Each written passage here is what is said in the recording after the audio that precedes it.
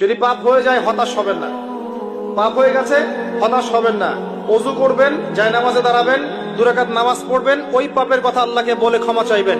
ইনশাআল্লাহ আল্লাহ পাক আপনার গুনাহকে নেকি দিয়ে পরিবর্তন করে দিবেন ইনশাআল্লাহ। যতবার পাপ হবে ততবার নামাজে দাঁড়াবেন, ততবার ওযু করবেন, ততবার 2 রাকাত নামাজ পড়বেন এবং আল্লাহর কাছে ক্ষমা চাইবেন। ইনশাআল্লাহ আল্লাহ মাফ করে দিবেন। শয়তান আপনাকে হতাশ করতে চাইবে, ফ্রাস্ট্রেট করতে চাইবে।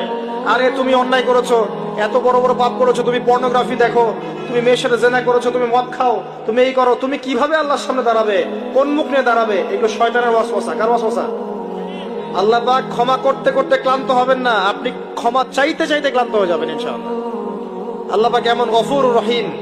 এক ব্যক্তি 99টা খুন করেছে। কয়টা? 99টা খুন করে এক আলেমের কাছে গিয়ে বলেছে যে আমার কি তওবা হবে? সে বলেছে না, তওবা হবে না। সে বলেছে কি তওবা হবে না। সে আলেম ছিল না, সে আবেদ ছিল। আবেদ মানে ইবাদত করতে বেশি বেশি, খুব বেশি জ্ঞান ছিল না। আমাদের মতো আমরা কিন্তু ইবাদত বেশি করি, জ্ঞান খুব কম। তো সে ছিল আবেদ, সে বলেছে না তওবা হবে না। তো ও বেটারেও কোপ দিয়ে 100টা খুন করে ফেলেছে, 100 ফিলাপ। এবার সে চিন্তা করছে যে আমি কি করব। আরেকজন আলেমের কাছে গিয়ে বলছে আমি 100টা খুন করেছি, তওবা হবে? এই আলেম সত্যিকারের আলেম ছিলেন, তিনি বলেন হ্যাঁ তওবা হবে, তুমি ইস্তেগফার করো।